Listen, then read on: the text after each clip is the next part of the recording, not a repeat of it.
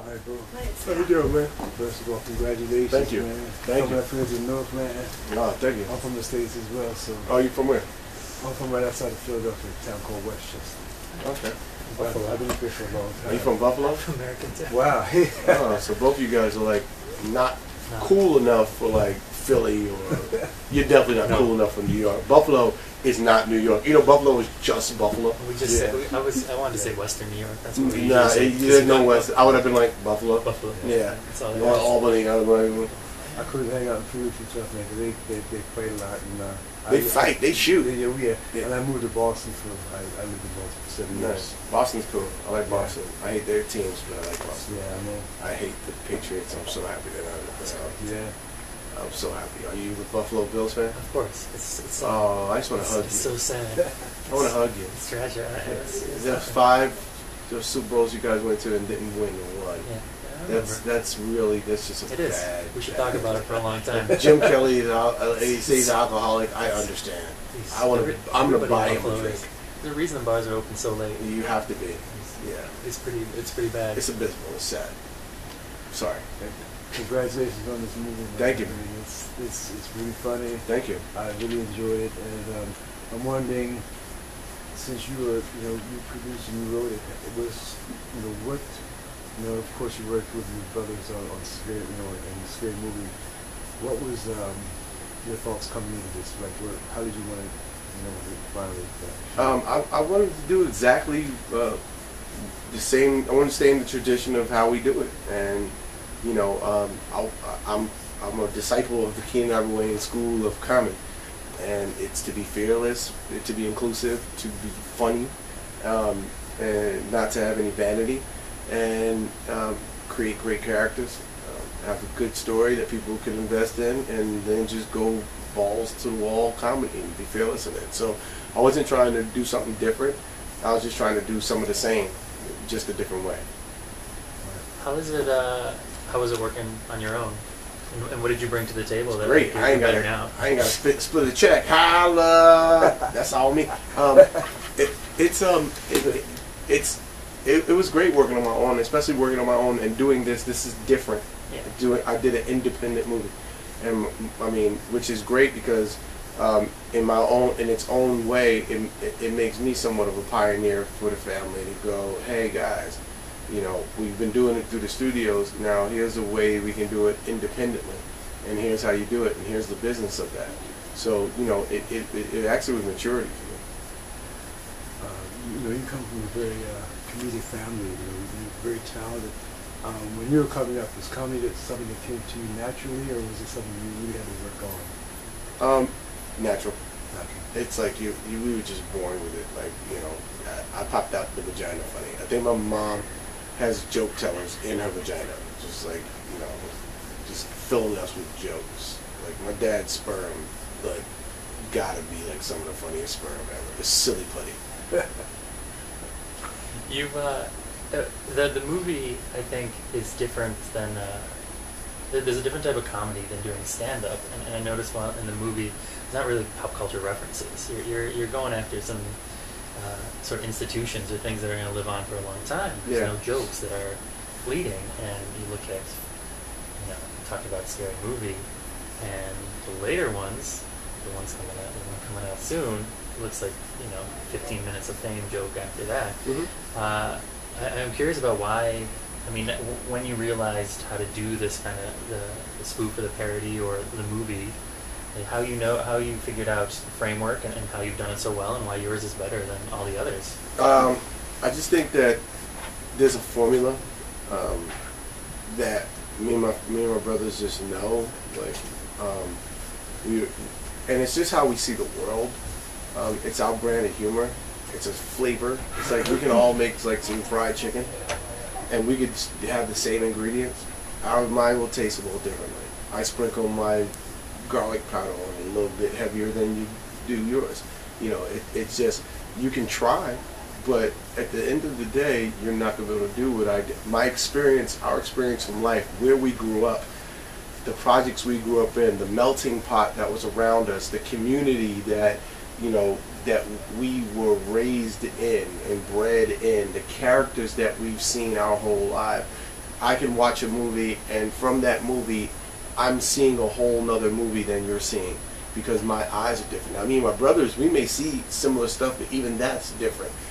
So what they've been trying to do is literally, especially with scary movie franchises, literally copy what we've done after they took it from us. But the reality is you can't. You're just making chicken. We have a flavor. We have ingredients. We have a soul. We do this because it comes from an organic place, and we understand characters. This movie will live on.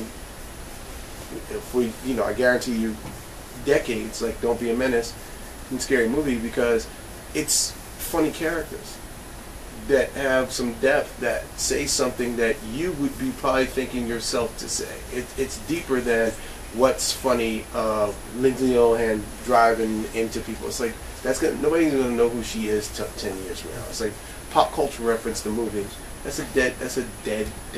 Even if it's successful, to me it's still dead, because it's a joke that you can only laugh at for another 5 minutes, and it makes you desperate. And it's not what these movies are. That's not what filmmaking is. And I'm not saying I'm this brilliant filmmaker. I'm just telling you, as a joke teller, to do a joke that is only good now is not a good joke. That's a good joke to have. You can have 1 or 2 of those in your set. You can do 10 minutes as a comedian. So when I'm putting together a movie, I'm looking at it as a set. Okay, so I could put together 10 minutes of something pop cultural here and there. I sprinkle that throughout. But for the most part, it has to be able to stand the test of time. If I drop a special, people got to know, I got to know that everybody can relate to it. I got to know that 10 years from now, a new generation can relate to it. And those things are personal things that only, you can see through the eyes of the truth of the situation. And so that's just how we approach it. I had an opportunity to see a clip, and you were on City, I think it was City Line, and you were talking about how you don't consider this a parody. It's more or less like how a black person would react to that situation. It's paranormal activity if it happened to a black couple. Yeah. And when we do our movies, we don't do a parody, don't make fun. That's not our flavor. When we did Scary Movie, it was a horror comedy. When we did this movie here, when I did this, it's a horror comedy with parody moments. And it's really a romantic horror comedy with parody moments. It's really just a romantic comedy. It's boy meets girl, girl meets ghost, ghost comes between the relationship, and then things spiral out of control, and 2 guys at war for the love of a woman. And it's a very simple story, and at the end of the day, every guy can relate to his girl cheating on him. And what if it's just ironic or weird or crazy that the idea of he's watching a ghost bang his girl and he's getting jealous, and it hurts his feelings, because every guy in that situation is gonna be hurt by that. And then it's just funny because of the thought of it, because of the truth of it. And doing the black point of view is really doing the truthful point of view of how we all, not just black people, everybody feels watching horror movies. You sit there and go, white people, why are you just leave the house? When he moves, that's one of the funniest scenes in the movie. It is. Because you just go, that's exactly, I've been saying that finally somebody's hearing me. I just did it. So it's the truth of it. And when you say, you look at the camera, if this was a movie, if somebody, a woman in the theater yelling, yeah, probably will be. Yeah, don't go in there, don't go in there, exactly. No, it's every movie. Yeah. I'm wondering about if there's any, the writing process. If there's anything that's improv while you're doing it. If there's anything that you just kind of go off during the scenes, or if there's anything that's edited out. You have all control. While you're writing? While you're writing, and then while you're filming. Anything while I write, off the cuff? I'd say 30% of the movie we thought off the cuff. The whole teddy bear scene just was off the cuff. The herpes scene was just off the cuff. A lot of things just kind of happened. Cedric at the door going, hey dog, I came here to exercise your bitch. Like that, we was just rolling and improvising and having fun, and that's where a lot of the good jokes came from. We look at it as a blueprint, and it is just a blueprint for them to look at. But for the most part, here's how I want the scene to begin. Here's what I want in the middle, and here's what I want to end. How you get there, I don't give a shit.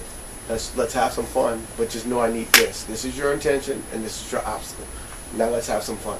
And the hardest part was not laughing during the scenes. I was going to say, that's probably difficult. Now, there's one joke real quick I want to. And in terms of the writing process, when I write characters, I always write the characters like doing characters is what I do. I come from sketch, so I love doing characters. So each one of those characters, I would write monologues. Like I'd be with my producer partner, I'd just be in the character's head and writing the voice, and we'd just be writing and coming up with stuff.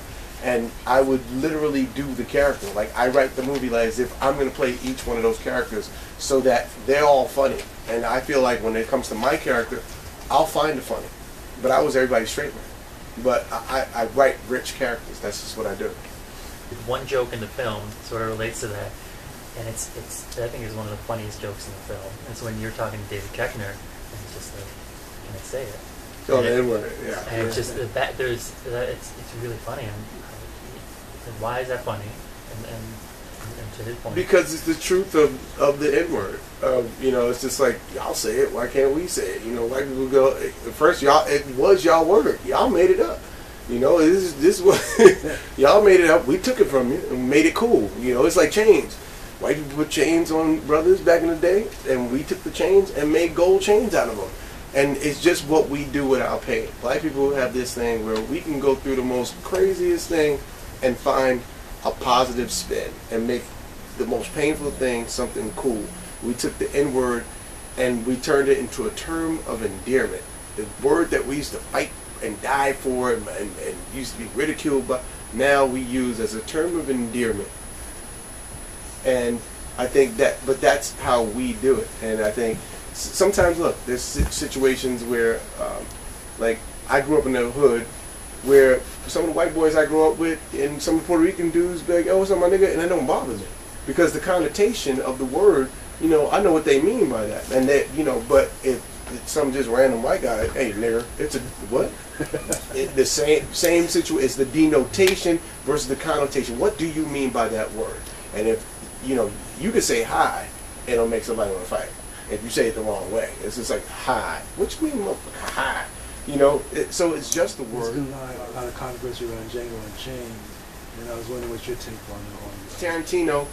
When it comes to art, I'm a little bit forgiving because I think you got to allow people to express and tell their stories, and I'm not going to judge anybody when it comes to art because it is art, and you know, and Tarantino, we all know. Look, he loves to say nigga.